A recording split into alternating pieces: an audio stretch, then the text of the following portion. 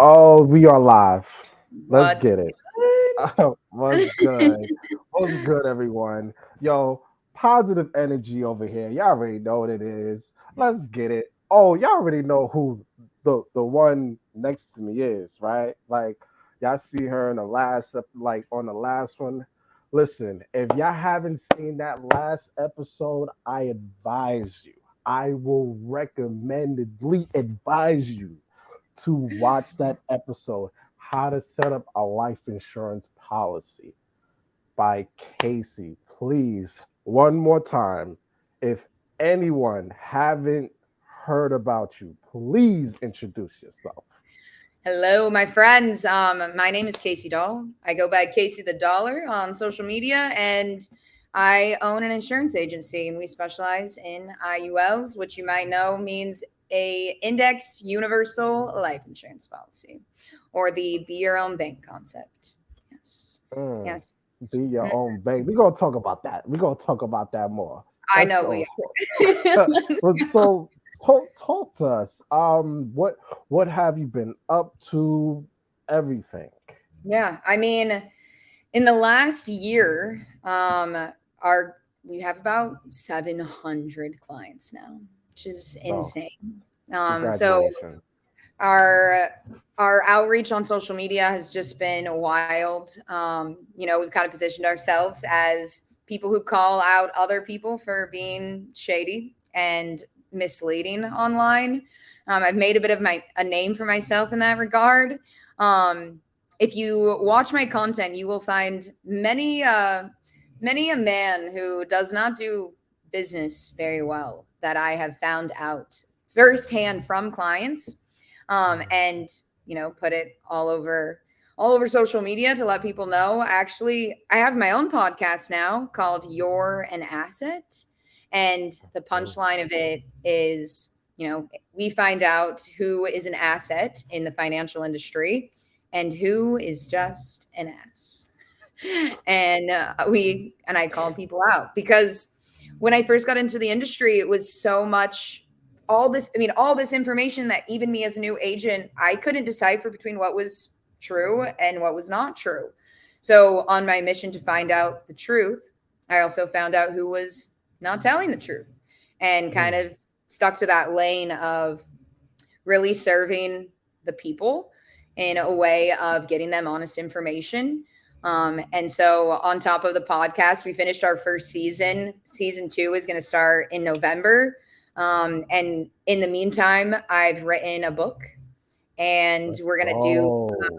a webinar. I actually got all my little note cards right here for the webinar that we're going to record here in the next 2 weeks. That'll be, how to utilize an IUL for working capital and how to take advantage of it as an entrepreneur, even if you don't have, you know, thousands of dollars, and it's still an effective strategy.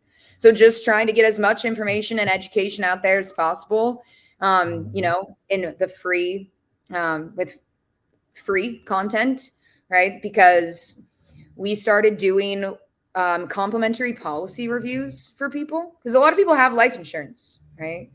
And I would say that's one of the main ways that people reach out to us because they have a policy already and they don't understand it.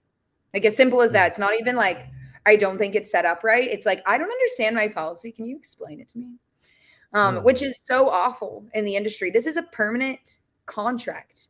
And you're telling me you don't understand how it works, right? So we've really tried to create a space where people just see Power 3 Financial as a resource for anything they need in regards to their life policies, because there doesn't seem to be another place out there like that. So Mm. it's been really rewarding, honestly.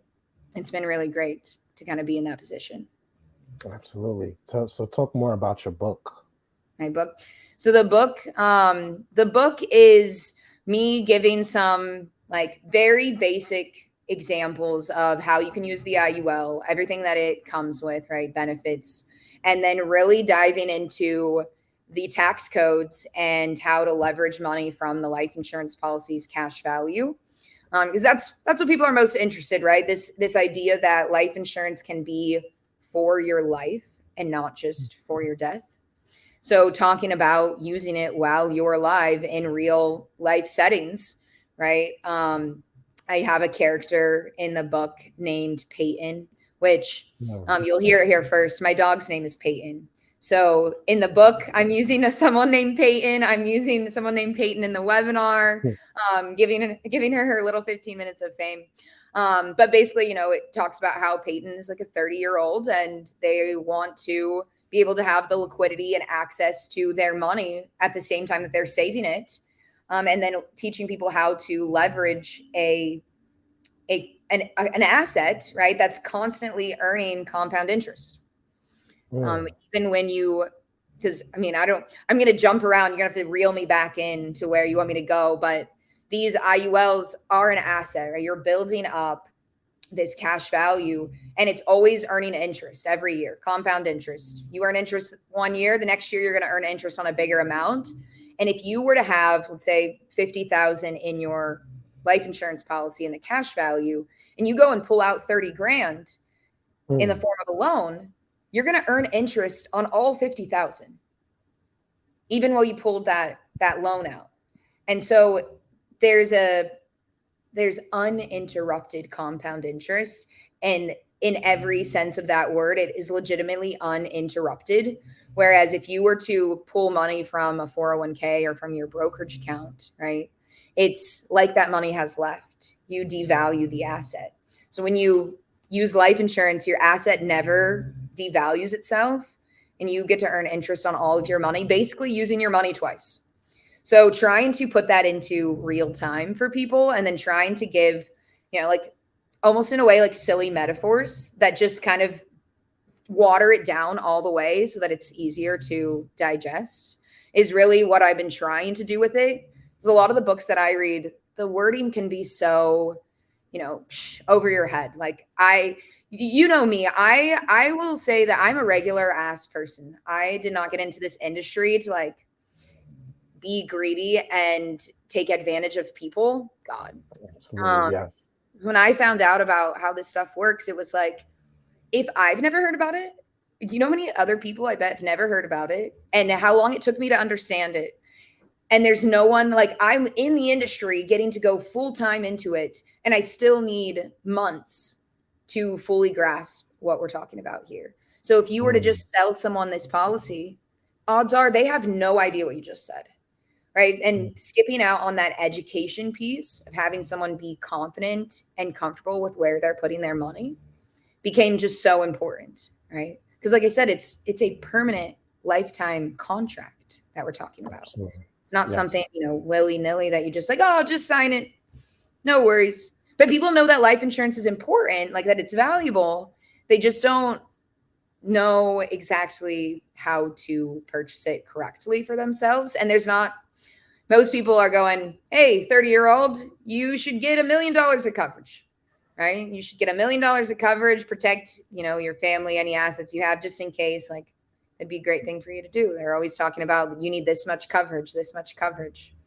And Americans today do not need life insurance coverage. They need leverage options.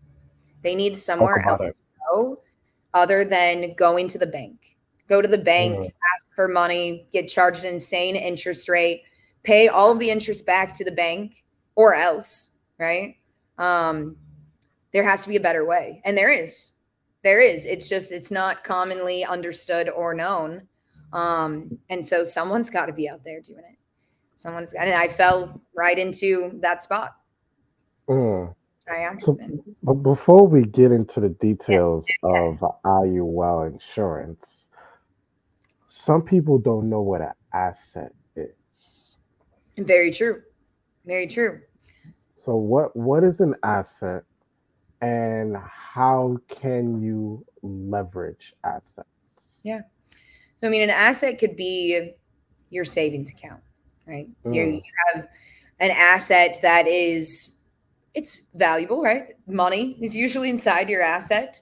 And you hopefully it's working for you, right? You have a bucket of money, pile of money earning you interest, and technically you own that asset. It's added to your overall net wealth, right? Like that asset hangs over here, like, hey, I got 30 grand in my savings account. That is an asset that I can utilize to go and buy things. Unfortunately, this asset's not earning you very much money, though. So there are other assets like a 401k. Right? 401k is considered an asset. It's money. It's earning interest. You can use it, leverage it. Well, I'll talk about the leverage, I promise. But a car or a house is also an asset, right? Something valuable that you could turn into money or be able to sell to then go and do something else. Leveraging your house looks like using the equity, right? The money that is inside your house becomes that asset. So leveraging an asset, if we go back to the savings account, if you leverage your savings account, you're really just taking money from it, right? That's you're leveraging, but you're just taking money from it. That asset is going to be devalued. You're going to lower the amount of your asset. Just like if you were to leverage from a property that you had equity in, as soon as you take some of that equity to go and use it for something else, when you want to utilize that asset, you're going to decrease the amount of equity that you have inside the house that you could then take and use to do something else. So when we're talking about life insurance, that cash value inside of it that is growing and earning interest, that's your asset. And leveraging that looks like taking a withdrawal, meaning just like your savings account, just take some money from it, it devalues, and you're going to go do something else with it, right? Mhm. But leveraging an asset in the form of a loan is wildly different, especially when the asset is not devalued during the leverage process. So, taking your cash value and saying, hey, I'm going to loan against it, to be able to do that and not devalue the asset, meaning that if you had 50 grand again, I'm such a hand talker. I'm like, if you Keep had 50 going. Let's go. in Listen, you like here, this. I'm like, Okay. um, if you had 50,000 in the cash or in your cash value and you withdrew 20 grand, your asset is now 30,000, right? But Mm, if you leverage it, take a loan against it, to be able to not devalue the asset, right? To if you have 50,000, you pull 30 and you still have 50, the way that you're able to leverage it without devaluing it is because you have what's called collateral. So there comes our third kind of piece into all of this is basically having another asset that will pay off your debts in the event that you do not, right? mm, And the collateral with the life insurance policy is the death benefit coverage. So that's the gotcha. only reason that it works so well with life insurance, because you have these separate pieces covering you. The life insurance company is saying, hey, you're good for that 30 grand because you got 300,000 over your head that you paid for, you purchased. You have a lifetime contract of that 300,000. So if you want 30 grand, fine. You got the collateral, and we will not show that your asset devalued itself, and we'll continue to credit you interest as if you didn't take that loan. How did I do? We do okay with all that? We're okay. Let's go. We're okay. We're doing this. We're good. All our We're assets. doing this. We're doing this. Oh. So, okay, are you well? We already so for everyone, um, she was on the last podcast to talk about how to set up a life insurance policy, and she did talk about the difference between term insurance, whole life, and index universal life insurance. Yes, sir. So please take a look at that. I'm not letting her repeat herself unless she wants to. Um, so as for IUL, Yeah. let's get into it. Let's talk about more of when someone calls you. They Yeah. want, hey, I want a life insurance policy. Walk me through that step by step. What's going on? Yeah. Um, So if someone reaches out to Power 3 Financial, my company, right, they are going to get presented with, hey, can you fill out a form? Like it just says, what state are you in? What's your age? What are you looking for? Exactly, IUL, whole life and term policies are also an option because we do work with term and whole life as well. But kind of give us a little general idea of what you're looking for. Um, and you'll get prompted to set up a phone call. So if you set up a phone call with either me, Ryan Stockbridge, or McCall Marshall, there are only three of us involved with Power 3 Financial. So it's impossible for you to work with anybody other than those three people. And we start off with a phone call just to understand more about why you want an IUL, right? Some people will say, I want an IUL because I want to have the permanent death benefit. And I also want to save some money and be able to use it later on to supplement my retirement income. Okay, perfect. Then we start talking about, well, what do you want to contribute to the policy? And that might seem a little backwards, right? Because I'm supposed to be the professional. I'm supposed to be the one saying, well, you need to pay this for this type of policy, and this is the right option for you. But I actually don't think I've ever said that to someone, because if you were to come to me and say, Diamond, how old are you? 31. You're 31. So if you told me, okay, I'm 31, I want an IUL, I would tell you, I would ask you, what do you want to contribute, right? If you tell me $300, okay, perfect. I would say, do you want to see any other options? Like, do you want to see what it looks like to put more than $300? Like, say, 300 to 500 over your lifetime? No. Okay, fine. No problem. We're going to look at $300 a month. I'm never going to increase the premium going into the policy. And I'm going to set up the policy so that you're never able to contribute more than $300 a month. So if that's what you tell me you want to save into this cash value policy, then I want to set up the policy so that you're fully funding it and getting the full potential out of the policy. Right. So a lot of people have that very like, this is what I want to do. This is the money that I have.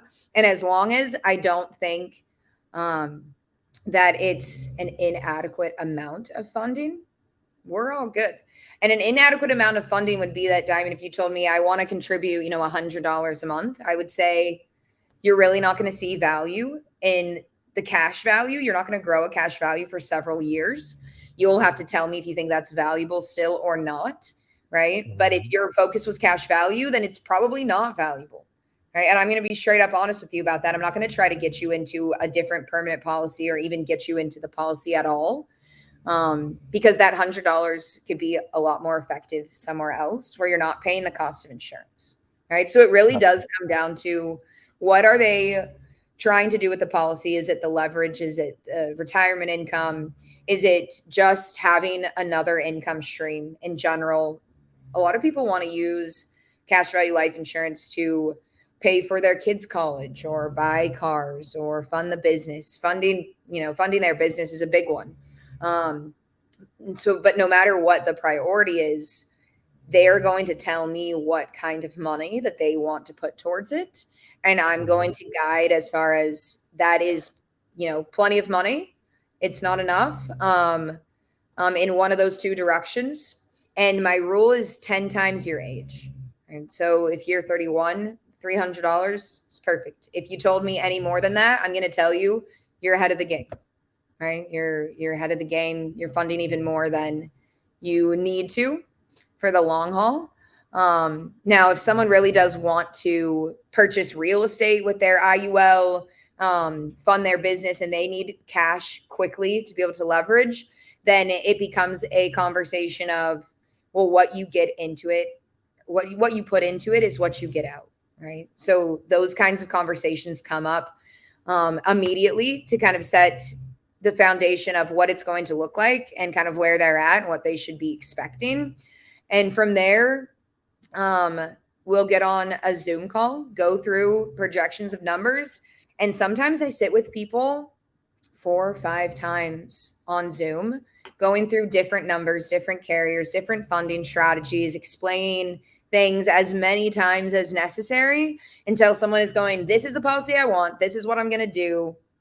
That's it. I'm ready. Okay. Are you sure? That's usually my response. Are you sure?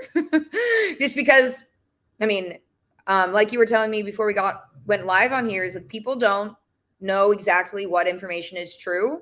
And until they're really looking at numbers and having someone break down all of the definitions, they don't know what they want. And it's so not a one size fits all. So the process tends to be a little bit lengthy. And people enjoy that. Some people, they want that instant gratification. And I'm just like, it's not going to work that way, because in a year, you're going to turn around and be like, wait, how does my policy work? I'm going to be like, this is why I tried to slow you down in the beginning. Like, I'd rather take the time and have everyone be able to fully understand how to utilize their policy. So if you were to reach out to me or my company, it's a educational process of a few weeks, honestly, just depending on timing. Because there's so many moving parts in these policies, and it can be designed exactly how you want it, which I don't think people even fully grasp that concept, that policy can be designed in a lot of different ways to fit your goals. Did you know that, Diamond? No. See, Nope. yeah, like, and I probably No. said something to that same like effect a year ago, but it doesn't, like, you don't think, oh, I'm going to get a life insurance policy and they're going to set it up like exactly how I want it. You just think, no, I'm going to buy a life insurance policy. Like there can't be that many options, right? Just like pick one. Like it's a product, you pick one, put money into it, we're good, right? No, Yes. no. Hmm. What? Tell me, what's the question? Yeah. Wait, so talk more about what you just said. Talk more about that. Like, so you can set up the way how you want it to set up, Yeah. not the way how the insurance agent how it to set up. Right? Am I 100%. correct? Yeah. So people will come to me and say, hey, I was talking to my insurance guy and he gave me a policy, an IUL, and he said I should pay $400 a month and the death benefit is going to be 300 grand. And without even looking at the illustration, I can tell you that that agent increased the size of the policy drastically. And the policy holder, the insured person who's paying for the policy, is not going to be fully funding their policy. Majority of their money is going to go to the cost of insurance. And I know that because an IUL, for example, $100,000 of insurance of death benefit coverage, to fully fund the policy, it takes $6,000 a year. $400 a month is $4,800, right? Mm. And I just said that had a $300,000 death benefit. So the cost of the $300,000 is a lot more than they're contributing. They're not going to see cash value in their policy unless you restructure it. It could have had what's called a level death benefit, meaning you start off with 300,000 and it never changes, right? The cost of insurance is very similar. Or you could have started off with the 100 grand, and every year the death benefit will increase with the value of your policy. So there's multiple ways the death benefit can be designed, and most agents hike up the amount of death benefit coverage even though their client is telling them, hey, I want to fully fund my policy. I want to max fund it. And so a $300,000 death benefit costs about 25 grand a year if you want to fully fund the policy.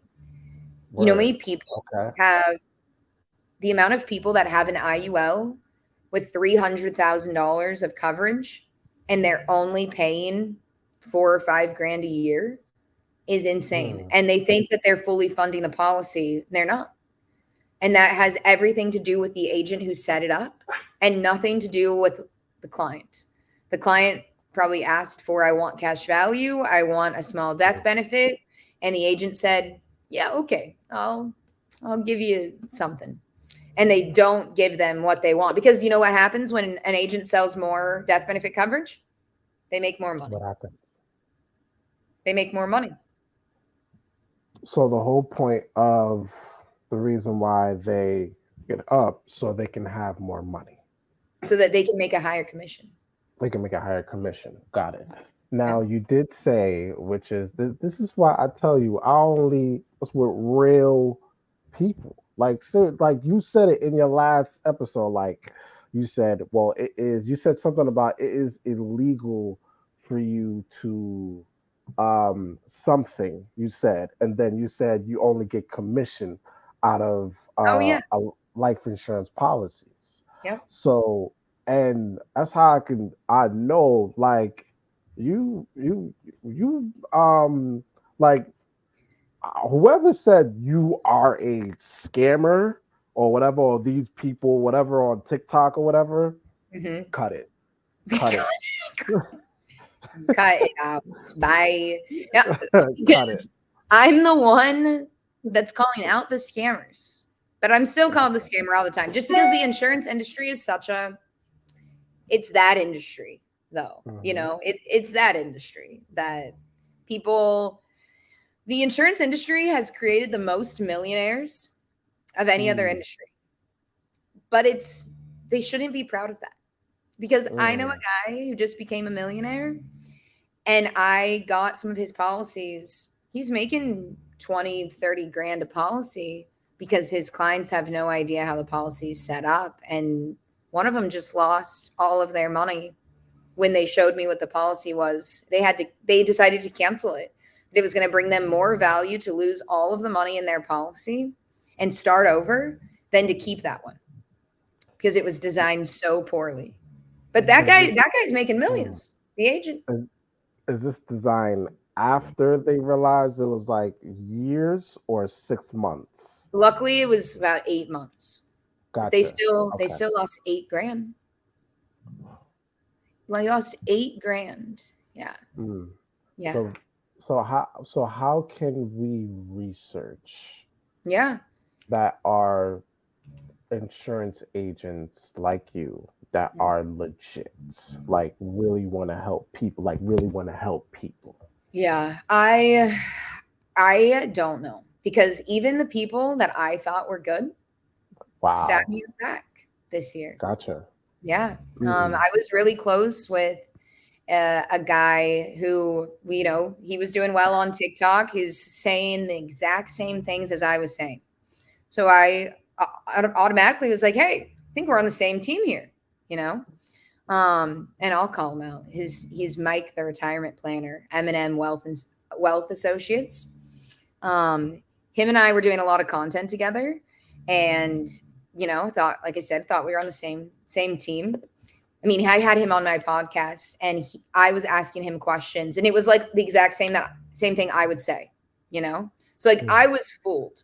Um, his friends reached out to me, because sometimes people do business with their friends and they talk to people in their circle, of course. And absolutely. so they reached out to me and were like, hey, Casey, can you look over our policies? Remember that complimentary policy review like service that I'm offering?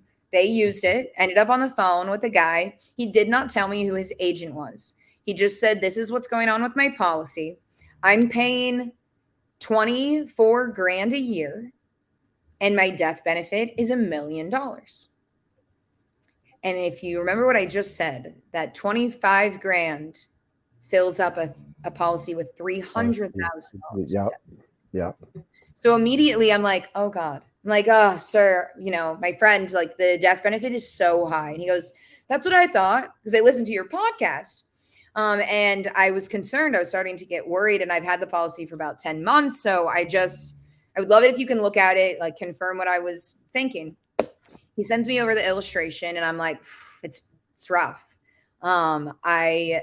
The only thing that I could do to fix it in the moment would be to lower the death benefit by 25%, Mm, which is only $750,000. It's still $750,000, still double the size than what he needed, right? mm, So I'm trying to break this down for him, and he was like getting really upset. And he goes, Well, I have to tell you that the agent on the case is Mike. It's Michael. I was completely shocked. I mean, I can't tell you how I was shocked. And then he goes, "Can you also look at my fiance's policy?" And he has another one of our friends got a policy. All three of them $1 million death benefits, paying between 15 and 24 grand a year, not fully funding their policy whatsoever. 30 years old, no kids, no Mm, mortgage, no nothing, no mm, reason for them to have $1 million of coverage.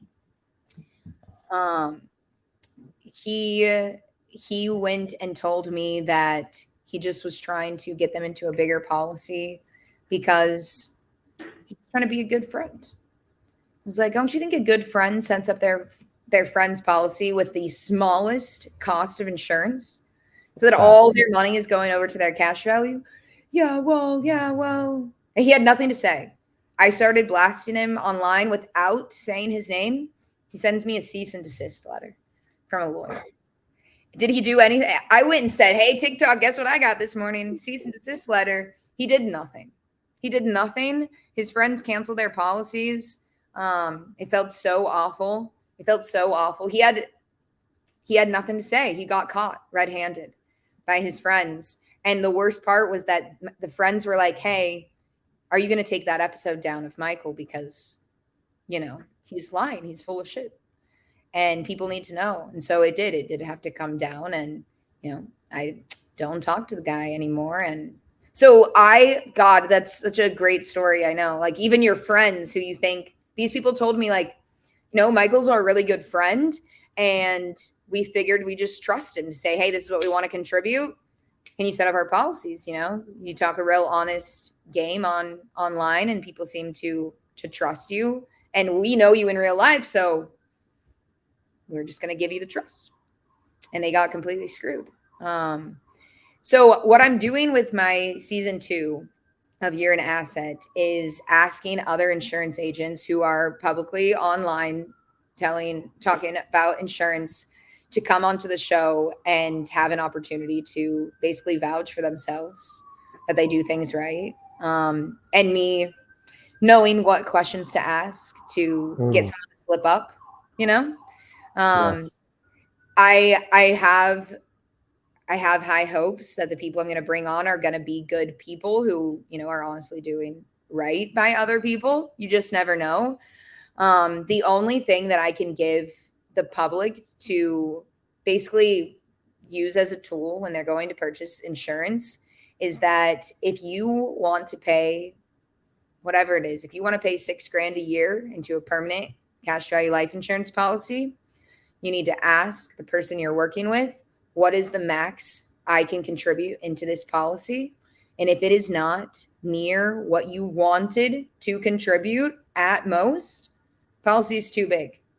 Your Mm, max contribution, if you say I don't ever want to contribute more than 6 grand, and your max is 6 grand per year, policy is great. Perfect. A plus. mm, If you want to contribute at most 6 grand and the max contribution is 10 grand, your policy is too big. Like, it's as simple as that. But agents don't go over the limitations of policies with their clients during the selling process.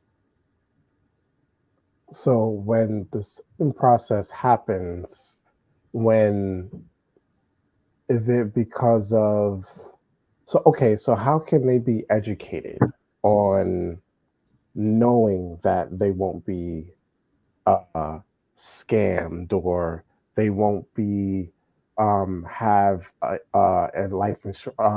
insurance policy Yeah. that is not set up correctly.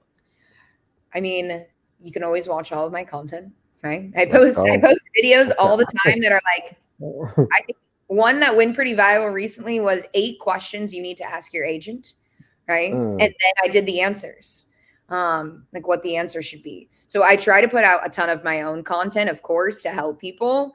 And then I would happily review illustrations that someone's getting from a different agent just to say, this is good, this is bad, or this is what I would fix. And I will tell people, go back to your other agent. You don't have to come back to me. Like, I would just appreciate the props of like, hey, Casey like said this was good. I'm going to go back to this person. I'm going to work with them. Fine. As long as I get the credit of like, Casey said this was fine. And people wanting to reach out to me to trust my guidance. That's like a huge honor, right? Just for people to say, I'm working with this agent. Can you just make sure it's good? Of course. And then that again is why I'm doing the podcast, putting out the book, the webinar, all of that. But it all comes down to who you're watching, right? Matthew Decker on YouTube is huge. He does a really good job. There are books. This one they have. This is not a look before you learn. Okay. I'm not being, this is not a promotion. I'm not getting paid for this. This book is called Look Before You Learn by David McKnight. And it says why all life insurance retirement plans are not created equal and how to find the right one for you. So it literally breaks down everything you need to know, the standards you should have of your policy, the questions you should ask the person you're working with. You name it. And it's not a very long book, right? It's 90 pages. It's 90 pages. And it's super helpful. It's something I would absolutely recommend. Like if you're serious and you're trying to really get into a good policy, because like he says, like they're not all created equal, then there are plenty of books and YouTube channels that you can go to. And then talking to someone, seeing the illustrations, and do not make any kind of rational decision. Don't sign anything until you feel like you know what's going on. Like I get that so much that people are like, well, they just told me that I should fill out an application and like get the process started. And I'm like, don't do that. I don't know what it's so hard for me sometimes to be like, why would you do that? Okay. Because people will come and they'll say, hey, Casey, like I got this policy, a month ago, 2 months ago.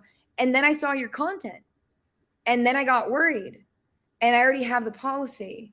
And I'll ask them like, when did you see my content? They're like, well, I saw it like a little bit before I got the policy. I was like, why didn't you ask me earlier about your policy? You saw the content, you went and did it anyway. And they're like, and they'll usually be like, I know. And what can they do? If it's past 30 days of you signing that policy, it's over. You're going to lose money. So like, if I could tell you anything, it's just don't rush, trust your gut. Like this insurance industry is nothing like I've ever experienced before. Like when I say, my whole goal is I don't even, in the best way possible. Like I don't care about selling insurance. I'm not passionate about selling insurance, but I'm passionate about this industry changing for the better, for the public, for everyday people. Like that is what keeps me going, because the amount of money that people will spend on this idea just to find out that the agent screwed them over is insane. Like if people in this industry don't appreciate how much power they hold over other people's financial future, I don't think, and everyone is out for a paycheck. And I'll tell you right now, like the guys that are making, I know a guy who's making $6 million this year selling insurance incorrectly. I have probably double the amount of clients he has, and I haven't even made $1 million because I do things with the utmost transparency and honesty, and I take the smallest commission on every single policy that I sell. Plus, it goes long term. See, when you're trusted long term clients, if you're not trusted, then that's going to be short term, and then after that, it's going to be to a point where now you're going to have no business. Yeah. So if you are trusted, long term clients, more clients come to you. Yeah. I don't know why you would do it any other way. Like, why would you do it any other way? Like, because I'm not working my ass off in the same way that like these guys who are just like, get them done. I'm like, people are just, they're coming towards me. I do the work. I take it easy. Everything's fine. You know, I don't know. I also don't have little children to feed or like a mortgage. Like I just me and my dog chilling out. And I don't know. I mean, in the last year, especially, like, you know how a lot of people say, you know, when you start making money, like it changes you, or like you start getting like this success, different things, it changes you. Um, I've realized like having money, it changed nothing. It changed nothing. And all I've really wanted to be able to do with my time and my money these days is train other people to do a good job and create opportunity, right? And make sure that everyone's getting this similar experience.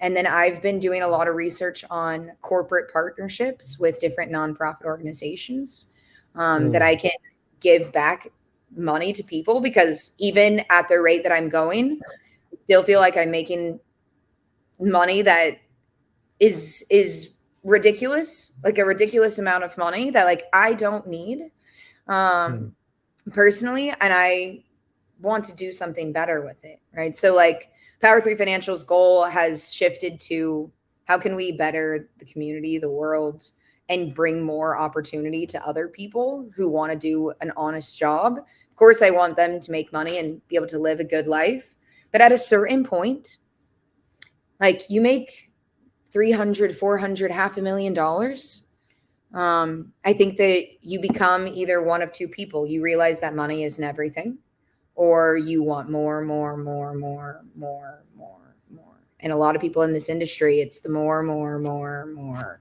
more. And then they want to get out of selling life insurance and go buy real estate and be, you know, an Airbnb guy. And then they're done and they leave all their clients to dry, with nobody, right? And I don't know if you could tell. This whole conversation makes me angry because I just see people being taken advantage of constantly. So what is Casey doing differently? I see. You already answered the question, but what is Casey? Can talk about how can we do something differently? How Yeah. can DC incentives do something differently? How can our audience do something differently? What can we do to make sure that our audience, or people that is watching this, Yeah. not be scammed, or people Yeah. be aware of this? Like, how can this happen? I think there's a lot of pressure on holding on to money, earning money, keeping it, right, doing the right thing with it. And everybody has so many different ideas as far as what you should do with your money, specifically what you should do and what you should do and what's the best things to do with your money. Um, when in reality, like everyone is so different on an individual level that what Mm, works for you to do with your money is not going to work for me, right? What I do with my money might not work for you in the same way. And I guess it's this idea that we have to stop being sold online by ideas, um, that just they sound really nice when someone says it on a screen, but in real life, those fancy ideas, those, you know, those key words, they don't always add up to much. Um, and without doing research, without taking the time, right? There's in the financial industry, there's all kinds of people who are a fiduciary. They have a fiduciary responsibility to look out for other people's best interest. Well, if anyone knows Bernie Madoff, he was mm, a fiduciary and he's in prison for the rest of his life. Like he scammed people out of billions of dollars. And the whole time he held a fiduciary responsibility. Now, that's a really large scale, right? But it happens all the time. People are so caught up in, well, you need to talk to a fiduciary about your money, right? And if they're not a fiduciary, they don't care about you. And it's that word, fiduciary. People are so hung up on it, right? But if you take the power back into your own hands, like that's where I feel like I try to come onto the internet and give people the power the knowledge, the information that they need to go and make the right decision. Instead of talking at someone, this is what you need to do. Like, no, this is what you need to know. This is what you need to understand. And so this is such a long answer, but getting away from just this person, they said something nice, they seem like a professional, just going to trust it, and now I'm going to go with it. You should be your own fiduciary. You should be the one that understands your own financial future, where your money's going, how you want it to work for you. You should be so knowledgeable about it that you don't fall for these quick get rich schemes, or this is a great idea and everyone should do it because it has 100,000, likes on TikTok. It's that the idea of taking the power back from the fiduciaries, from the influencers, from people with fancy titles, and realizing that the only person who really cares about you and your money is you. And if you don't feel like somebody, because there are people out there that care just as much, they want to, and I think that I'm one of these people. I try to look at my clients like they're family members. Like, if this was my best friend, if this was my aunt, if this was my sister, what would I tell them and try to guide them to do with their money, right? There are a lot of people out there that it's very transactional, right? And if you want to know that someone cares about you and your money, what they're not going to do is force you to do something without your understanding of what you're doing. Absolutely. Yes. That's so ball what you just said. That's so ball. That's so ball. It was like a long roundabout answer, but we get the point, right? Absolutely. Yes, we get the point. Absolutely. Yes. It's hard for sure because we're all so like the next thing, the next cool idea, or like, oh, look at this person's having so much success from doing things a certain way. Like, can I tell you what my money strategy would be that this I is don't your think show. for you, right? This Okay. is your show. So I have these three things that kind of fit together, right? I obviously have an IUL, right? I have an IUL. I'm putting 12 grand a year towards my IUL, which is a good amount of money. I'll be 29 here in a couple months. But I've also been very successful, and I hope to continue to be able to put that kind of money away towards my policy, right? I'm doing it on a 3 grand every quarter schedule. And right now, I already have an asset, right, that has a value of over 9 grand. And if I wanted to go, and I've put in the 12, right? I have 9 grand, and I could borrow 9 grand of that money back to myself. So I have this policy where okay, I put in the 12 grand, but 9 of it's still available. If I needed 5,000 for something, I could go and just borrow it for myself. So I'm going to do that again next year. I'm going to put another 12 grand into this insurance. I'm going to have this liquid cash value that I can go and leverage and use my money again.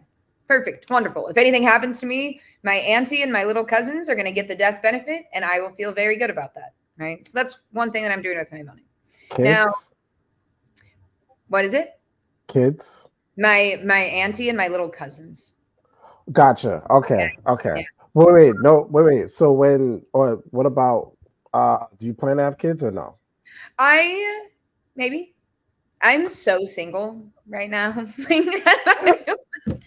I'm so single. It's ridiculous. I don't have any prospects. I ain't going out on dates. I've always wanted to adopt since I was a little girl. Like, I always wanted to adopt. So maybe that'll be, I even for the last few years have kind of joked, like, I'm going to get to like 40 and then I'm going to adopt an 8-year-old so that I cheat the system. And it's like I had them at 32, but I didn't, like do a little thing like that. I would love to adopt kids in the future, be a foster parent, like anything to actually help. I mean, this is just my opinion, but like, I have no desire to procreate a human that like is my mini me. I'm good. I'm not that, like, I'm weird in that way. I just don't have the desire to have like No, little you're Casey awesome. around. I would much You're rather. There's awesome. so many kids that need help. So many kids that need Yes. help. Let's And I'm a let's dog go. mom. Like my chocolate lab. I have probably a few more of those in the meantime before there are any humans running around. The dog is already so much responsibility. God, I can't imagine having a human child. All the parents out there, like major props, you guys. You're crushing it. Um, Hmm. but if I ever did have kids, of course, they would be my beneficiaries and my partner, right, be a beneficiary. But right now, as it stands, my little cousins are 8 and 7, 9 and 7, and I'm cool cousin Casey. They don't Hmm. have like a lot of aunts, so I'm kind of like an aunt because I'm much older than them, of course. But they're everything to me, and my auntie is my closest family. So they're set up. Hopefully, nothing's going to happen to me, right? Of course, but if something did happen to me, they're the beneficiaries on my policy. My policy also has living benefits, which Hmm. are if I were to get into like a bad car accident, if I was diagnosed with cancer, um, if I was somehow not able to take care of myself, in there's a criteria of 6 daily activities where if I couldn't do 2 of them by myself, then my policy would actually transfer me money tax free from the death benefit, not in the form of a loan, not a withdrawal, literally just here is a portion of the death benefit you've been paying for to help cover medical expenses, tax Hmm. and penalty free. That's a So big check. it's a big, yeah, it's huge. Like the peace of mind, and I don't have to just spend money on like a long-term care policy that like that's all it's good for, right? So the IUL really has this cash flow, compound interest asset, the living benefits in case I were to get sick, and then the death benefit to take care of the people that I care about, worst case scenario. And it's permanent. Hmm. Permanent. So Absolutely. I have all of that, but then I also have a term policy. And again, like you guys just heard, super single, no mortgage, no nothing. Like I have some assets, of course, but I have a term policy because the term policy is able to be converted into another IUL without me proving that I'm insurable. So it's a 10-year term policy for 100 grand.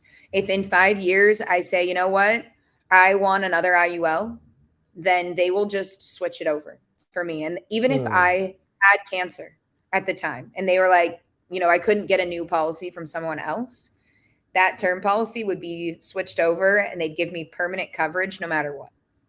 And also, the term policy has the living benefits as well for if I were to get sick or injured. So I have the policy just in case I want another permanent policy with a cash value, or in the event that I get sick. That way, I can use the term policy's living benefits instead of taking from my IUL that I'm really focused on the cash value accumulation. What about a mech? What about it? Mech, modified endowment contract. Like, let's say I'm gonna just throw a number out there. Probably. I'm paying $200 a month Yeah. now. Um, what is the mech of how it's set up? Like what is the mech like? How much? So, a modified endowment contract is a cash value permanent life insurance policy turned taxable. Gotcha. So you don't want to do that. It's a bad Oh, idea. Bad gotcha. idea. Like the reason when I say the 100 grand of death benefit, you can fund it 6 grand a year. That is a non-MECT policy and it's fully Mm, funded. If that person were to throw 7 grand at it and exceed the max contribution limit, their entire cash value is now taxable. mm, Before, when it was just a life insurance policy, it's not taxable at all. The IUL will turn into a MEC or basically function like a 401k if you exceed the limitations of funding. So you wouldn't want to do that unless you didn't care about the tax-free money coming out of the policy. whew, What was that's your a lot. understanding? That Yeah. was a bar. That's Yeah. what was my understanding about a mech, Yeah. modified endowment contract. Well, it you answered it. Yeah. It's if you reach something about a certain limit, then you're gonna get taxed, Yeah. Yeah. something like that. Okay. So we Um. just don't want to do that. That's part of this education piece, like telling people, hey, this is your minimum and your maximum. If you exceed that, you're going to lose mm, all the tax advantages that you ultimately reached out to me for in the first place. So I don't think that you want to do that, right? Because nobody wants. It's even worse than just it becomes taxable. If you were to take money from the cash value of a MECT policy, you're also going to get hit with a 10% penalty until you're 59 and a half, just like a 401k. I hope y'all getting a pen, pad, paper Right? for this. Right? Because yeah, that's why this is such a big deal. It's such a big deal because you could have a 35-year-old, right, go, well, I didn't realize what a mech was, and all of a sudden they just lost every reason for even wanting the IUL in the first place. Right? Like, it's just a Mm, place where they can put money and there's a death benefit and they can't touch it until they're 59 and a half. mm, So lame. Like that takes away all the liquidity that you ultimately, probably went to insurance for. I mean, that's one of the biggest things. It's the liquidity, the leverage, and the tax advantages. By turning the policy into a mech, those are all bye, gone. So it's really important that you get to go over those limitations with the agent that you're working with, because there's this max contribution limit, but there's also minimums, right? And people don't mhm, usually, they're like, oh, like there's just a max, you put whatever into it. No, there's a minimum, and you want to know what that minimum is, because life also happens too, right? Instead of the yes. situation where you overfund your policy, not realizing the repercussions, understanding your minimum and saying, hey, I'm just going to pay the minimum for the year and be done with it, because, whatever is happening, like COVID, right? It was a big deal for people to have this minimum that was a comfortable amount and just say, hey, I'll pick up on my, contributing next year. It's a big deal. So those guidelines, like if you don't know what to ask your agent and you don't understand, ask them to explain the contribution limits to you. And if they're telling you, like, this is your max contribution, it's $35,000, you're going, I wasn't planning on putting $35,000 into this policy. That's your first sign. Red flag. Red Mm, flag. Like, I only wanted to put 5 grand a year. You're telling me my max is 35. Don't let them trick you into thinking that somehow makes sense. It doesn't. It doesn't. mm, Yeah. Yeah. mm. Well, But okay. So, we uh, got keep going, keep going, keep I going. Go was ahead. gonna say, so my two life insurance policies, right? Like, okay, I'm good. I have this term policy in my back pocket. If I want to switch it to a permanent one, we'll do that. But in the meantime, I'm covered for life events too. Now, I did have to get a 401k because the necessity of needing to defer some tax dollars in the present moment, right? Um, Unfortunately, when you are single and you don't have a mortgage and you don't have dependents, especially when you live in California, they don't like single people to make any money. New York too. In New Facts. York New too. York too. Like, Plus you're single, they be like, oh yeah, give me that. oh, give me Yes. that money. Give me that money. So, Yes. okay, fine. I'll listen to my advisor and I will get a 401k. Fine. And really, like, I'm putting a little bit into it, and I'm basically, this is what I'm using my 401k for. At the end of the year, when she tells me, so I have this amazing woman who's my financial advisor, tax accountant lady. So cool. When she tells me, Casey, you're gonna owe the IRS, however many thousands of dollars at the end of the year, we're going to take that money and we're going to put it into the 401k. And we're just going to stuff it in there, right? Like, that is why I have it. I don't like the idea of waiting to pay taxes into the future, especially when I personally think taxes are going up. I also don't like the illiquidity of the 401k. It's not my favorite. That But is a um, whole nother it's different a whole story. other thing. But so I am using one. So it's not that I'm like, I can't see the value and like, I don't understand the advantages of it. I get it. I'm going to use it to how it fits my, you know, my strategy, my goals, and just put whatever I can put in there to not have to pay the taxes to the government because I'd rather do anything than, hand over anywhere from 30 to 60,000 in Mm, taxes because that's what you can get hit with as a business. Like I thought I was saving money. Like I don't spend that much money. And they're like, no, no, no, all that money you saved, good job. You give it to Uncle Sam right now. Like, okay, let's get a 401k because I don't want to do that again. Wild, right? mm, So those three, but then this is the one that I think you're gonna laugh. So me personally, I being a woman, I always have heard stories of, women should have valuables that they can like take with them in the event that they need to escape, they need to run away. You know what I'm saying? Like a lot of times women mhm. are gifted jewelry on a wedding day so that they can have these valuables. Worst case scenario, their husband becomes like abusive. They take all the jewelry and they flee because all that jewelry is really cash, right? So it's a huge cultural thing, not for white people so much, but for other communities to give the bride all this expensive jewelry so that she has kind of like a safety net if she ever needed to run away from the marriage. And in that same regard, yes, again, I'm single, but still, if World War III were to break out all over, because things are wild in society these days with Ukraine and the Middle East, if we have Mhm. to like abandon our homes and just start living, I don't know, on the whatever is going to happen, I like to be prepared. So Absolutely. I bought a Louis Vuitton purse that I'm not going to use ever. I'm not a purse girl. But I have it so that I know that there's money in that bad boy.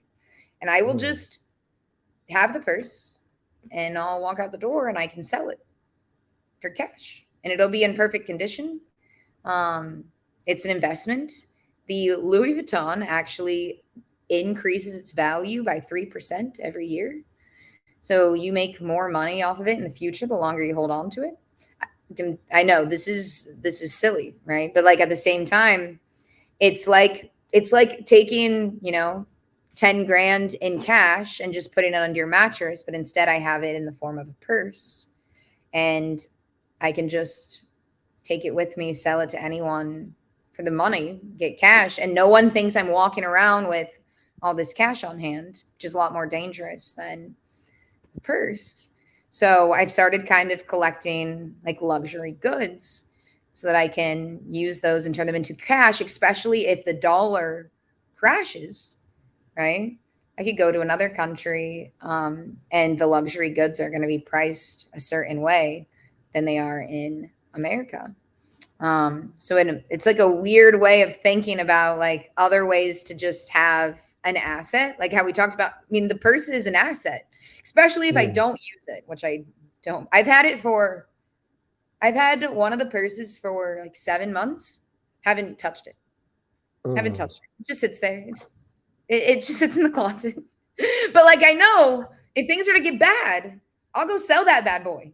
I'll go sell it, found money. So like if the banks crash and they take everything, or who knows, man. I am a planner in that But way. wait, well, what about if inflation happens or if it keeps going up? If the feds keep rising It uh gets more and more interest expensive to rates? Yeah, produce and that luxury goods, exactly, and that exactly. means What the would value of the happen? purse gets higher and Like, higher. yeah, so what would be the plan if Just sell it. inflation keeps going up? If inflation keeps going up, then the cost to make luxury goods goes up, and automatically the purses get more expensive. So my asset's growing because inflation is growing. Mm, So if the purse was 9 grand when I bought it, in a year it's going to be, almost 10 grand. Another year, depending on how much inflation grows, it could be worth 15,000 in the next 4 or 5 years. and it's just a purse and it's just sitting there. Mm. Like, yeah, you But seen? don't you think? I gotta play an advocate, but don't Tell you me. think the value will go down? But think about these purses are made in other countries. It's not Yep. America, Okay. right? It's not Okay. America. So if just America is suffering, okay, like okay, it could go anywhere with the purse. And Mm. so UK, Spain, other countries still love luxury goods, right? And especially if the purse is one that people are after or it's a special edition, right? Gotcha. So if they didn't make very many of the purse, because the brands are always like changing what their style is or what it looks like. So people say, "Oh, this one's from 2010, and it was the special edition they did for 1 year, and now the value of it, if it's in good condition, it's going to be worth a lot more to somebody who's really looking for it." Of course, it's a narrow audience of people who want this specific purse, but there's still enough people out there. I was kind of blown away by how many people hold on to these purses for a long time and let the value grow on them. And then people go and like all of a sudden 10 years later they're selling this special edition purse that no one has seen or whatever, and they buy it all up, buy it all up. Mm. So it maybe it doesn't end up playing off because who cares about money or luxury goods anymore. But for the meantime, like the idea the idea of not having the money in cash and just being able to be like, it's in this item and the item can be sold and it's growing at the same time. And being someone that doesn't, like I said, I'm not a purse girl like at all. Like it was solely for that reason. And two, if you buy the luxury good outside of the US, Hmm. do you know that you get money back for purchasing it outside of the US? You get a tax refund. Okay, hold on, hold on, hold on. This is about to be a gem real quick. Hold on, hold on, hold on. Okay, hold on. So now, Mhm, mhm.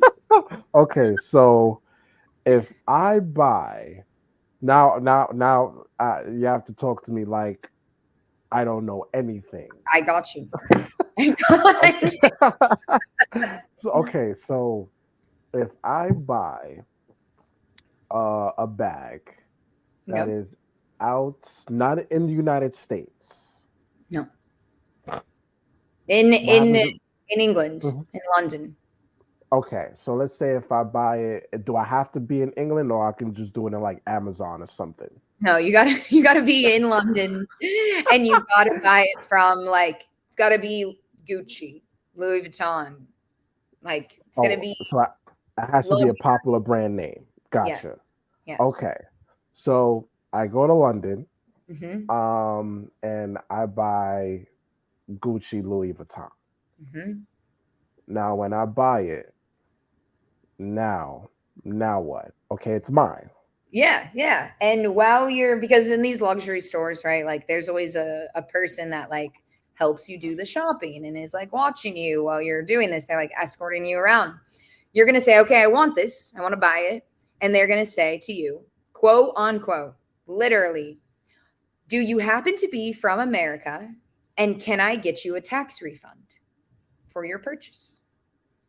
And you're going to go, yeah, I do live in the States.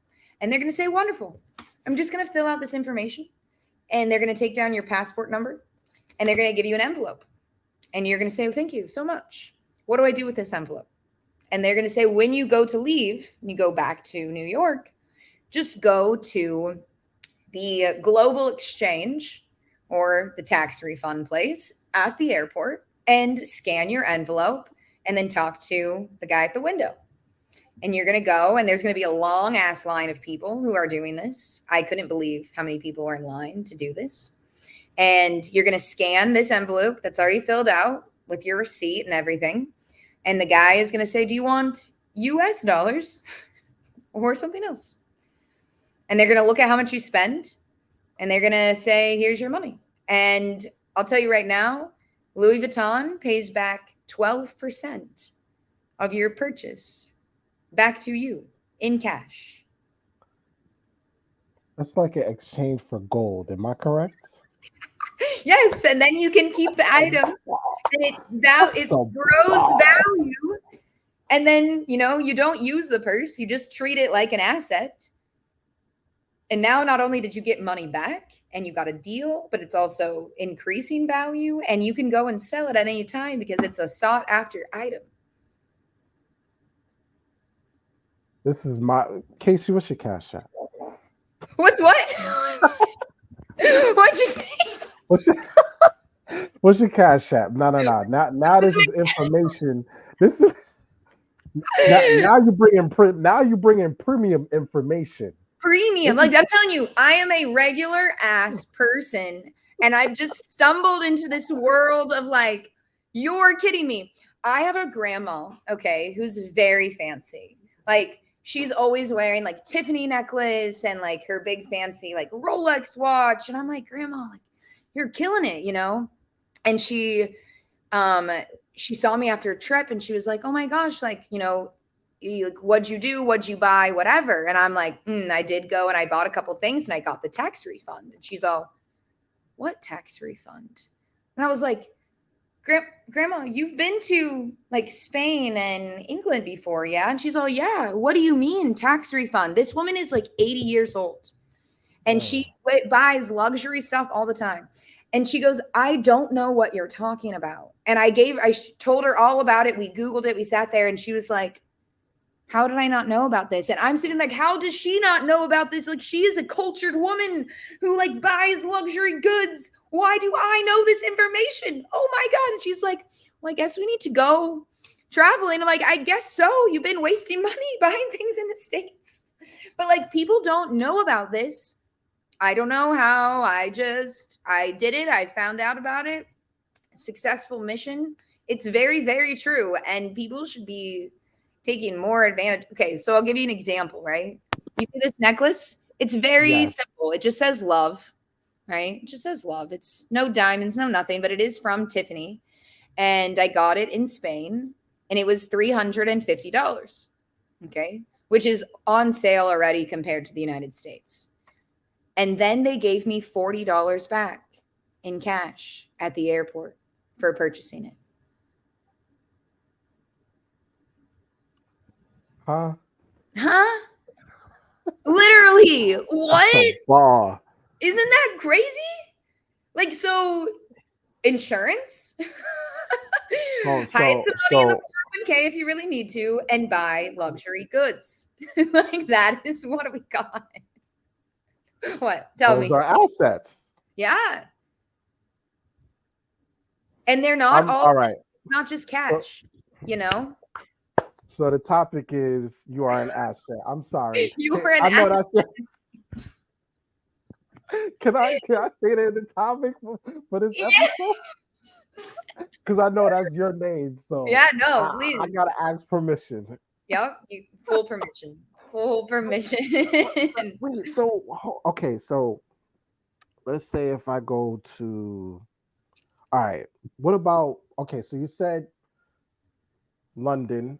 What Yeah. about Saudi Arabia? What about that really? Any place out of the country. Because think about it. This is why America does not make luxury goods. Facts. Luxury goods are They get it not made exported. here.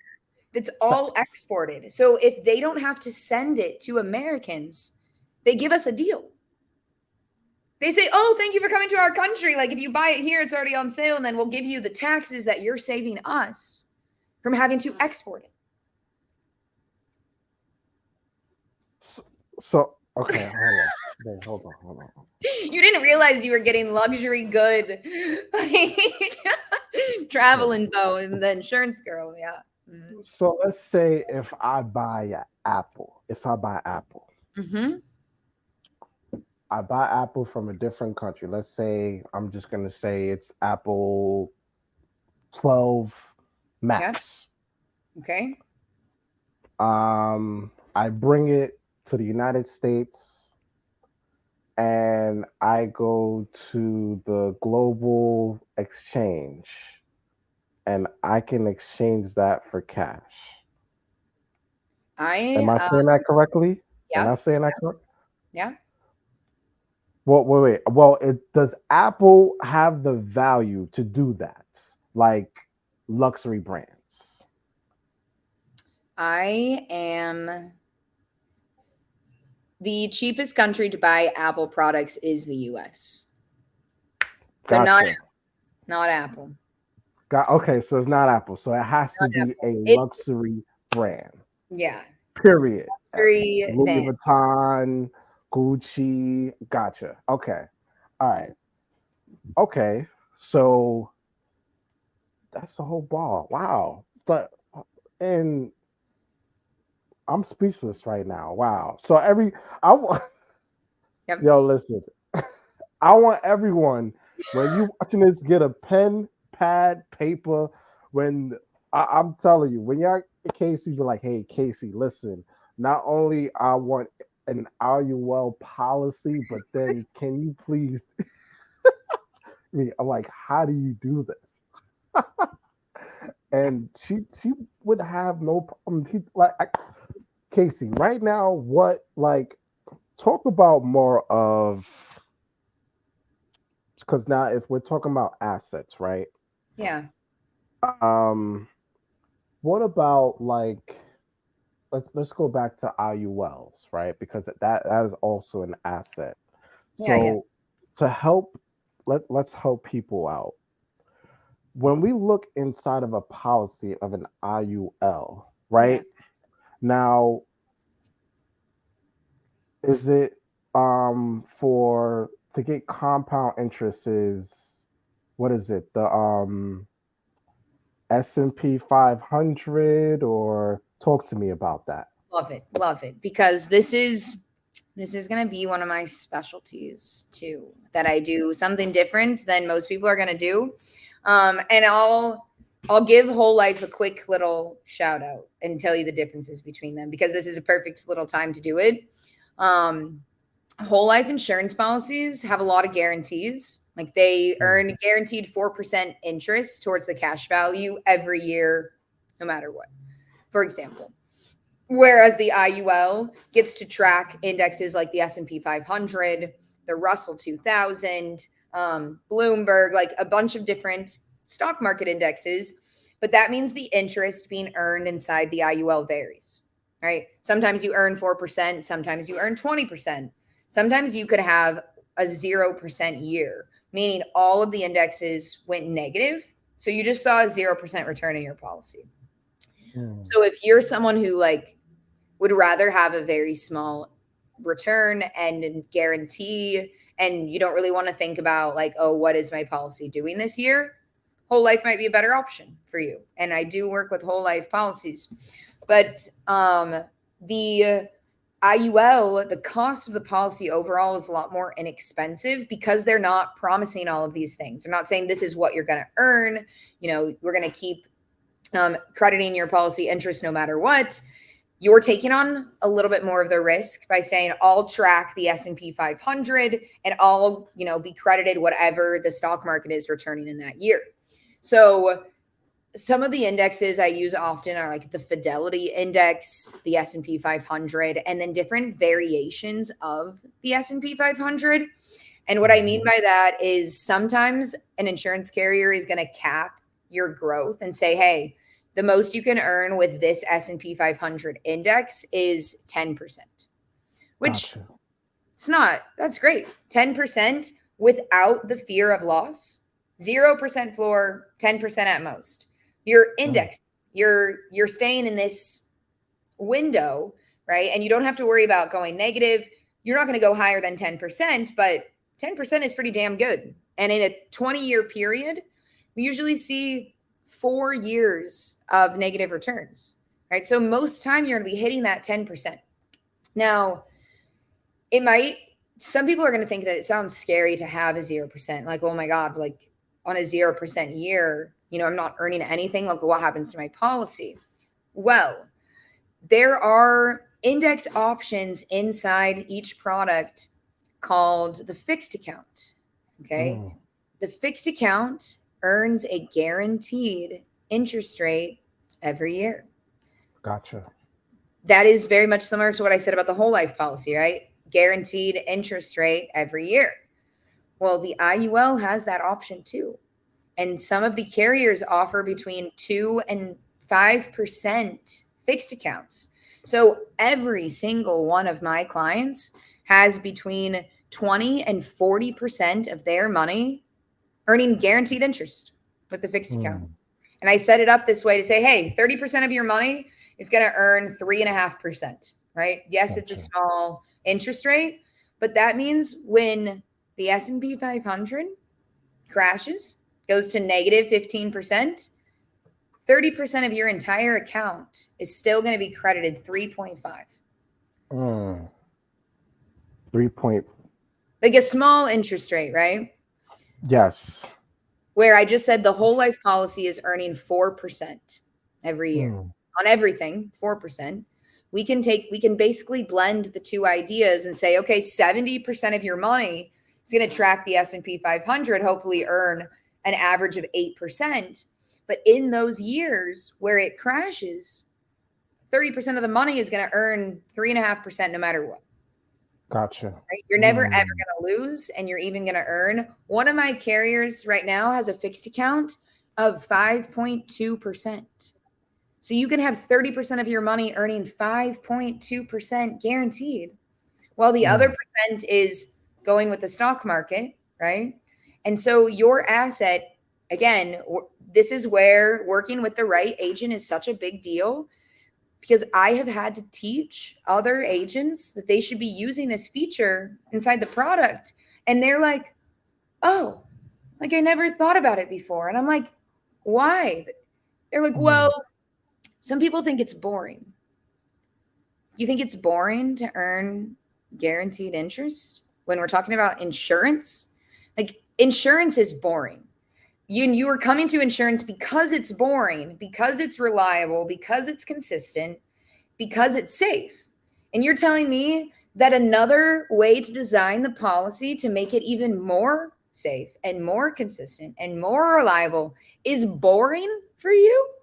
Like, that's exciting for me. I don't know what y'all are talking about. I had a lady, like a top regional director of a company, tell me, well, that's kind of boring, right? Like, why would you want to use the fixed account? And I was like, I don't know. I want to make sure that I never have a client come to me and say, Casey, I didn't earn anything this year. Like, what's happening? I'm never going to have to say that to a single one of my clients, Absolutely. Because it's not entertaining. because it's not like it's, I Come don't on now. Come on. know. Like, oh, you didn't earn anything. I'm so sorry. Like, nope, not going to be me. I'm not going to put myself in that position. No way. No way. So Like now, learning, keep going. Keep I learning about know. this stuff is not entertaining. I'm sorry, you're not What are gonna you get this stuff, but long term, long term? you're gonna get it's going to benefit you long term. Yeah. But it's Like boring. in 2021, policy owners earned about 21.4%. You know what happened to the stock market the next year? Talk They to us. lost 19.5%. Wow. But policyholders just earned 21. And then they earned zero. They earned nothing. They just stayed the same as last year. So you know what they netted over that 2-year period? They That's netted good. 10%, right? Mm, Whereas somebody who had all of their money into the stock market saw 21% gain and a 20% drop. They're they lost everything they earned. Everything.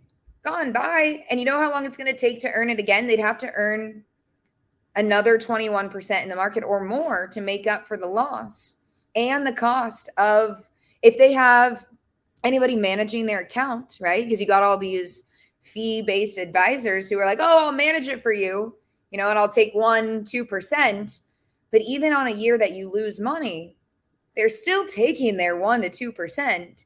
So you just lost 19% in the stock market plus your 1.5%, meaning you have 21.5% that you just lost. mm, Whereas you redirect your money into a safe, money product like the IUL, and you're never going to see even you're not going to see a 1% loss due to the stock market. You're going to see, oh, I can't imagine someone being like, oh my God, my 401k, in 2008, they took a 38% hit, right? Negative 38%. And the same person going through 2008 who had an IUL was like, well, I mean, 30% of my money still earned 3%. Like that, people don't realize the gravity of that like situation of like how important it is of where you put your money, especially when times in the economy are hard. Like that idea, which is why like I was like, okay, like luxury goods might be a good thing to have because it's not, the stock market can't take away from them. Just like in a life insurance policy, the stock market can't take away from your policy's value. It cannot take away from it, but everything else it can. Everything else it's at risk. I've heard this from the beginning that I started in this industry, and I didn't really understand it at first. But insurance is recession proof, is what people say, because of the idea that you're locked in. Say that one more time. Say that one more time. Insurance is recession proof.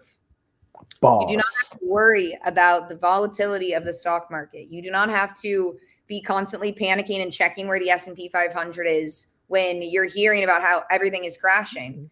You're not going to look at your statement and be like, oh my God, 10% loss because, the real estate market took a crash. You're going to say, that's crazy. Last year I had contributed, 10 grand to my policy, and all 10 grand is inside my policy. Like you get to a certain point around the 5-year mark that all of the money you're contributing when you're fully funding your policy is just sitting there liquid. If your policy is set up correctly, it's just sitting there.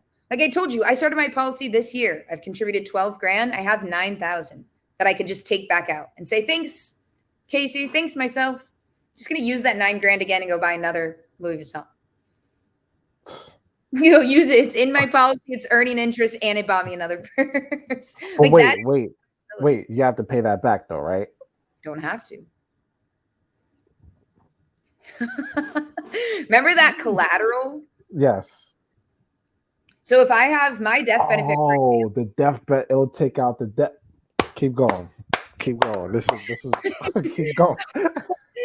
If I have 9 grand in my cash value, I have my policy set up minimum death benefit with about 170,000 of death benefit coverage. So when I pull 9 grand, my death benefit says, okay, we'll pay that off. And it drops down because it's my money too. The death benefit is mine. You got to remember that they're allowing you to use it in your lifetime. It's either you transfer it to your beneficiary, or you use it. So you can either borrow from your cash value, which is technically an extension of the coverage that you purchased, or you can leave it alone and all that money would go to your beneficiary. But if you take a loan, the life insurance company is saying, hey, you're good for the money. You purchased that death benefit over your head. We'll just decrease it for a bit and you can leave the loan outstanding. Now, if you paid it back, so if I paid myself back, my death benefit just goes back up and so does my cash value. If I take a loan, they both just go down. I put it back. Oh, it goes back up. I can borrow it again. Oh, you pulled it out, it goes back down. And so as long as I never just drain my cash value, you'll just keep cycling the money over and over and over again, which is why a big example of leveraging funds in the industry is purchasing a vehicle with the cash value. Because can you imagine if you needed 25 grand to go and buy a vehicle, right? You're going to buy it outright. You're going to buy like a work car, right? 25 grand, you're going to go buy a car and you're going to loan the money from your cash value. Okay, so you borrow the money from yourself. Let's imagine the interest rate is 2% because that's legitimate. 2% on the 25 grand. You're never going to find that at the bank, right? But with insurance, the interest rates are fixed to from 3 to 1% standard fixed loans. So a tiny interest rate. And you go and you purchase this car with your own money, but because you took a loan from yourself, you're still going to earn interest on the total value, like that 25,000 never left. Your death benefit's just going to go down to say, hey, you can't have both, right? We just lower the coverage. You Mhm. still earn interest on all. Let's say you had 60 grand in the cash value. You're still going to earn interest on all 60 grand, but you've pulled out 25. Now you have a car. Instead of paying a car loan to freaking wherever it is, CarMax, wherever you got your car from. I say that because I got my car from CarMax, and I have a loan there, right? But so instead of me paying this loan back to CarMax and paying them the interest, pay yourself back the 25 grand and the 2% interest. By the time you pay it back, you have the car and all the money and all the interest, and you can go buy another car and do it again. And then you have another car and all your money's still earning interest. You pay yourself back. Now you have two cars and all of the money. And no one took any of the interest from you in that time. You did not lose out on the interest because that big banks and corporations, that is how they are so rich, is because we are just giving them the interest on everything, on cars, on houses, on personal loans, everything, on student loans. Imagine that you are the person who gets to benefit off of the interest. So do you have to pay it back? No. Is it valuable and a smart idea to pay it back? Yeah. Yeah. Like if you're smart and you want to be your own bank, you want to do this, then you would see, holy shit, cut out the middleman. That's what we're talking about here. Cut out the middleman, who is the bank, the leverage or the loan company, the mortgage lender, the whatever it is. Become, it sounds so silly, like become the bank. Like I don't know how else to say it other than by saying that, which is like so cheesy in a way, like, but you can literally become the bank. You should benefit off of your own goddamn interest. Don't, because someone else is going to take more, like 9 to 15% from you. Credit cards, for example, right? I mean, I could go. And so if anyone is wondering too, like if you were like, hey, I want to do this, but like I need to see the numbers, right? I can write you projections that show you taking out loans, paying them back, leaving them outstanding, what that does to the policy, like from when you're age 0 until you're age 120. Like I can go through whatever time period. So if you're 30 all the way to 120 and show contributing, pulling money, leaving it outstanding, paying it back, like whatever your strategy is and whatever you're trying to accomplish, I can get it in projection form and go through it and talk about it. So you can actually see what we're talking about here. Like the software system allows you to do this, and agents, I don't think, are taking advantage of the software to be like, look at this. Because I showed some new agents recently, like, look at this cool thing that I just showed my client who wants to take out money and go buy a property and then put it back. And they were going, oh my God, like, wait, people always talk about this, but no one shows you an example of it. You can do this with the software. Exactly. Like, yeah, like you should be taking full advantage of the system and showing your client all of these things, because a lot of times you don't show them. It's just words coming out of your mouth. Like if I didn't have the resources to say, let me draw you up the illustration, it's just words that I'm saying, like, and I'm saying, hey, trust me, like you can pull the money out, you can put it back, you can do all this stuff. Without that, like, then I really would just be saying, you just got to trust me. No, man, I can get you the proof. I can run you the numbers. We can go through the projections. And then we can even, I do all of my illustrations by running an annual 5.9%. Like that's the return I show in my illustrations, which is very low.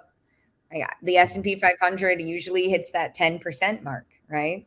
And IULs on average have returned about 8%.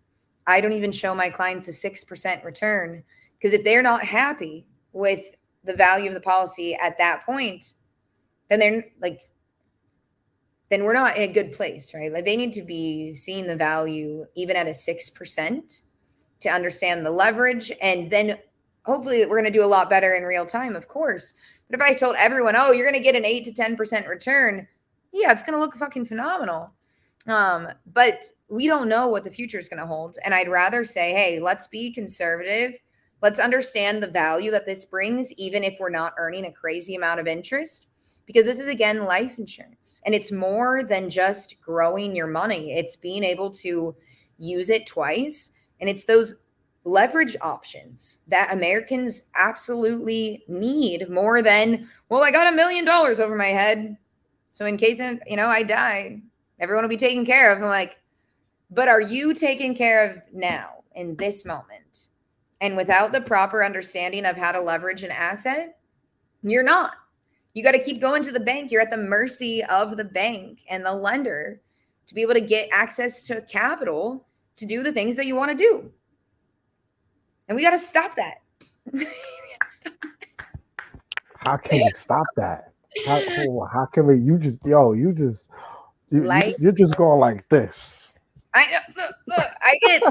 This is why I had to have a podcast. Is I'm like, I got too much shit to say. I don't even like. If anyone does like go check out my TikToks, like I should post more for sure. It's just so hard to fit in a small video all the things I want to say and all that I've lost some of the like joy of making TikToks. So I'm like, dude, I want to talk to you on an individual level about like all the shit.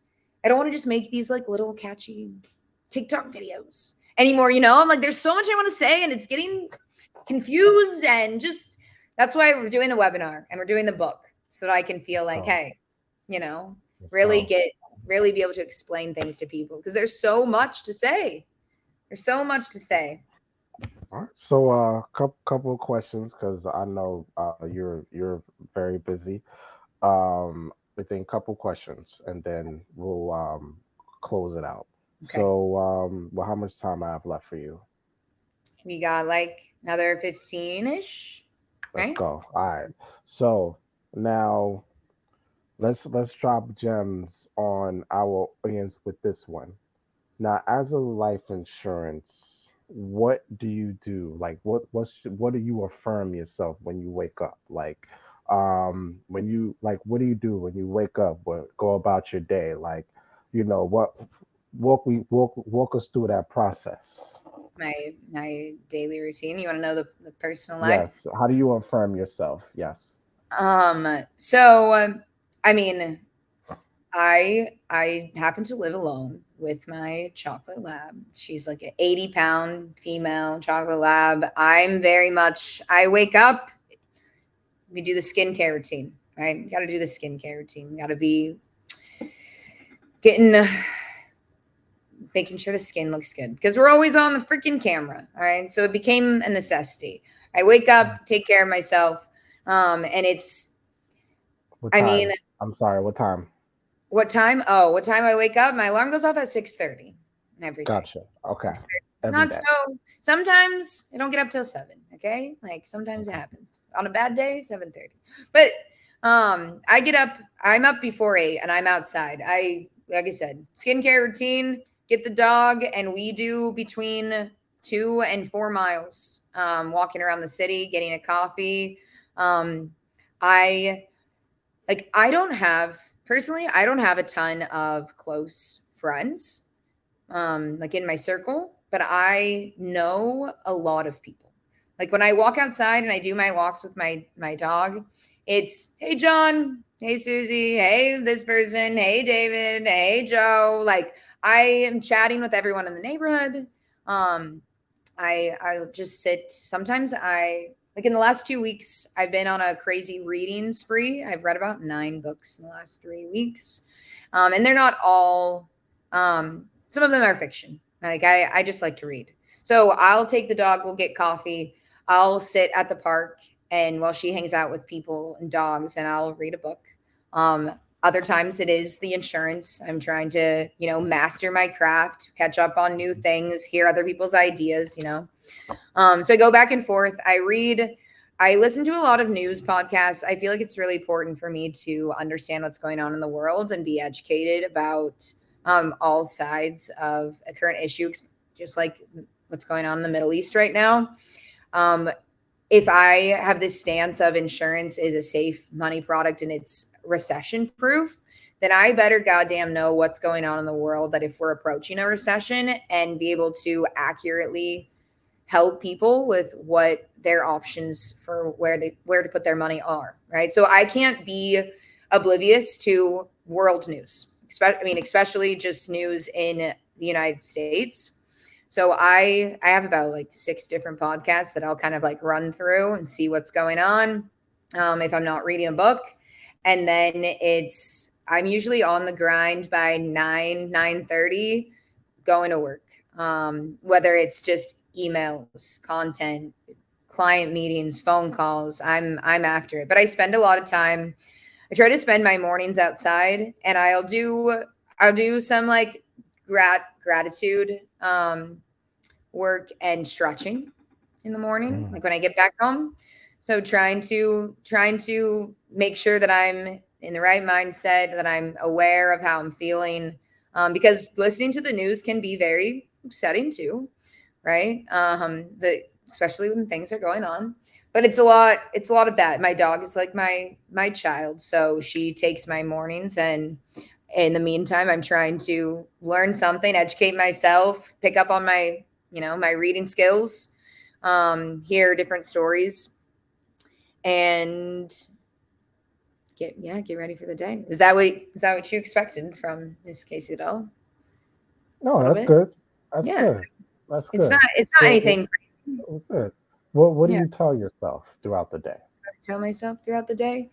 Um, a big one I tell myself is that I'm just really grateful to have an abled body and for my health, and to have the outlook that I do have.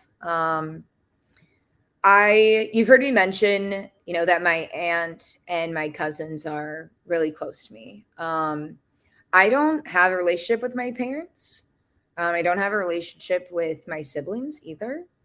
And so I spend a lot of time talking to myself about how it is the right choice for me, that I've taken a lot of decisions to get to where I am, where Mm. I refuse to be surrounded by people who don't they don't want better for the world or better for themselves. My parents are unfortunately not the best types of people. Mm. And I don't agree with the way that they treat others. And so I have removed myself from that situation. So there's been a lot of struggle as far as just sitting with the grief of loss of relationships or people that, should be important in your life. But all the time, I am reminded that I've made the right decision. So I do a lot of just appreciating that I have this mindset and this head on my shoulders, because I feel like even though if I'm considered the black sheep of my family for um, just the way that I decide to care about other people or how I view the world, I would rather be that way than be having fake relationships with people that I don't feel are respectful to others. And I mean, when we're talking about people of color, we're talking about the transgender community, we're talking about LGBTQ, we're talking about people in the Middle East. In general, I came from a very white family who they have very racist beliefs. And I won't be surrounded by that. And I won't stand by and let comments come by or the mistreating of other people. And so I remove myself. Thank you Um, for that. Definitely. Thank you for being you. Definitely. So it's a Oh, lot of reminding myself of that thought of like, no, I love who I am and I'm proud of who I am, and I would rather be alone than be surrounded by those kinds of people. And I'm better off, and I'm going to use that pain to continue to make a difference in people's lives every day. yes. So Absolutely. And for a circle around like-minded individuals that wants to make a difference within this world. Let's exactly. go. Well, you're making a difference already with the insurance. Like you, come on now. You talking in this. You have a podcast. Like you're already making a difference. Let's Trying. go. Congratulations for you. Let's go. So, in conclusion, final thoughts. How can people connect with you? Social media and everything. And how can if someone hey, I want to work with you, Casey, and it's like so follow My that. my final thoughts are just so grateful that you had me on the show a year ago and that you brought me back. And everybody who people love Diamond, and I'm just honored that I get to come and chat Thank with you. you. And you're such a bright light, my dude. Like you're Thank so, you. you can feel, like I can feel the joy and happiness that comes out of the screen. It's just an honor to get to hang out with you for 2 hours. Like you tried to tell me it was like maybe an hour. No, bro, I was I was an planning. hour. Then after that, I'm sorry. I was just tuned No, in. I was like, you're good. hold on. Um, really honored to be here. And as far as if you want to reach out to me and chat with me, send in an email to info@power3financial.com. It's the best way to get an immediate question answered, or to get sent, hey, here's how you're going to reach out to us. Or just going to power3financial.com. You just go to our website. There's going to be a connect with us button. Read more about what we do, the different products we work with. If you want to get in touch with me specifically, you can go say hi on my DMs on Instagram, CaseytheDollar on every platform. Um, and we actually are looking for insurance agents who want to work with us. I mentioned there's 3 of us right now, myself included. We've put together a whole agent training onboarding program for new agents. So if you are looking for a different opportunity and you like, how I'm kind of doing things, we'd love to hear from you. I don't think I mentioned it, but Power 3 Financial, is my company. I'm the sole owner of it, and our core values are empathy, strength, and guidance. So if you want to be involved with a life insurance agency, rather whether it's as an agent or as a client who stands up or stands for empathy, when it comes to the process and how we treat other people and what we're doing with our success, because something that I've started to do is use company money to donate to domestic violence shelters. It's one of my big passions. So if you want to be involved in things like that and really understand insurance, please send us an email again to the info@Power3Financial. I would love to hear from you, and we can chat about it one-on-one about joining us, if you're interested in that. And I would just love to hear from anybody who just wants to know more too. Let's And again, go. thanks so much for Like, having me. thank you for everything. Thank you for the gems today. Of Definitely. So course. we're gonna close it out. So don't go nowhere before Okay. so we're gonna close it out. Thank you so much, EC and everything, and we are out of here.